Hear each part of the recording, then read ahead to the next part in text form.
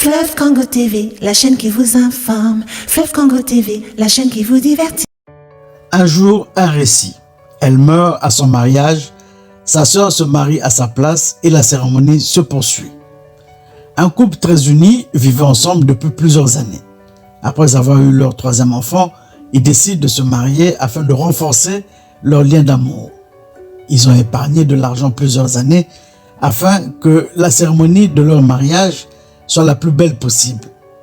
Plusieurs invités ont été conviés à cette cérémonie, monsieur et madame étant chacun issus par ailleurs de familles nombreuses.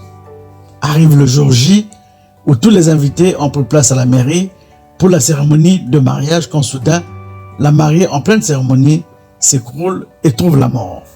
Avant de retrouver le récit complet de cette histoire insolite, commenté par un témoin de cette scène incroyable, nous prions ceux qui ne sont pas encore abonnés à notre chaîne de cliquer sur le bouton rouge, de liker et de partager cette vidéo sur les réseaux sociaux. J'étais un ami du couple. Je comptais logiquement parmi les invités. Nous attendions cet événement depuis fort longtemps car nous en avions été informés plusieurs années à l'avance. J'étais venu assister à la cérémonie avec ma femme et notre fille. La salle de mariage était noire de monde, tous bien habillés, ce qui présageait un très beau mariage et une très belle fête. Après avoir assisté à l'entrée du marié, nous attendions fiévreusement celle de la mariée. Toujours souriante, elle fait son entrée quelques minutes plus tard sous les applaudissements de l'assistance et du mari.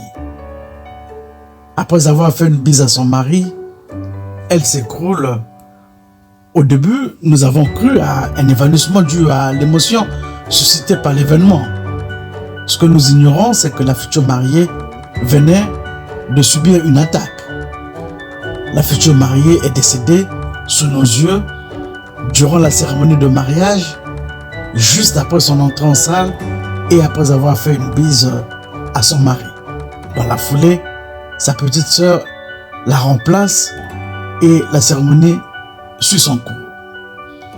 En effet, quelques minutes après l'attaque subie par la mariée, une discussion sommaire s'est ouverte entre les deux familles.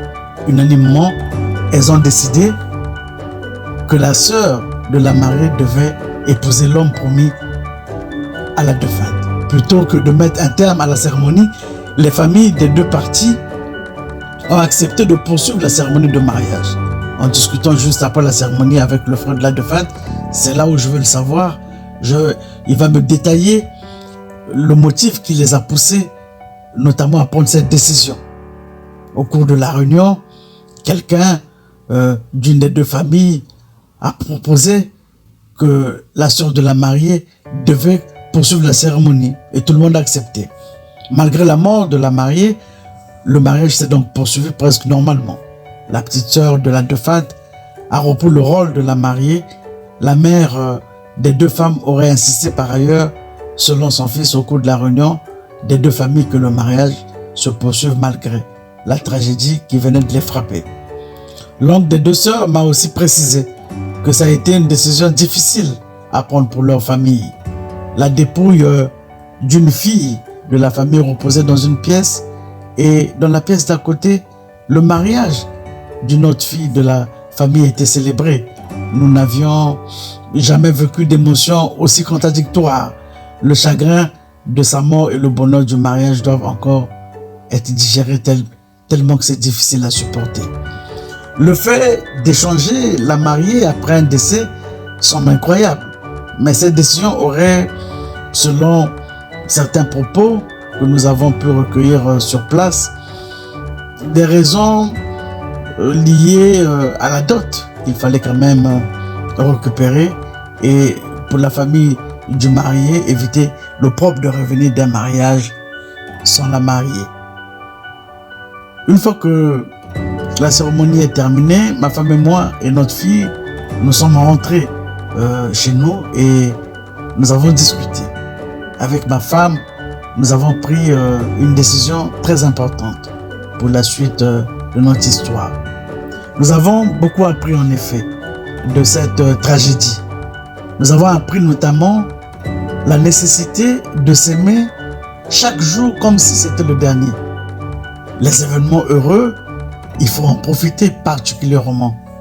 Mais dormir et se réveiller à côté de son conjoint ou de sa conjointe est le plus grand des bonheurs et des événements qu'il faut toujours fêter et les fêter tous les jours.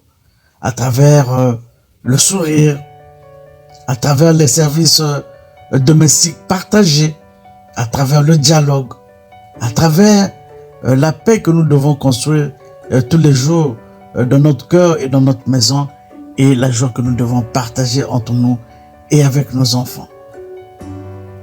Voici ce témoignage poignant que nous venons de vous partager à travers ce récit. Nous vous prions de partager cette vidéo car elle peut aider à créer autour de nous, dans nos foyers, dans nos quartiers, dans nos familles, des écosystèmes de joie, de paix, d'amour partagé tous les jours en famille ou pas, ou sur le lieu de travail, comme si la fin du monde interviendra le lendemain. Un jour, un récit de témoignage sur Fleuve Congo TV. À demain pour un nouveau récit. Au revoir.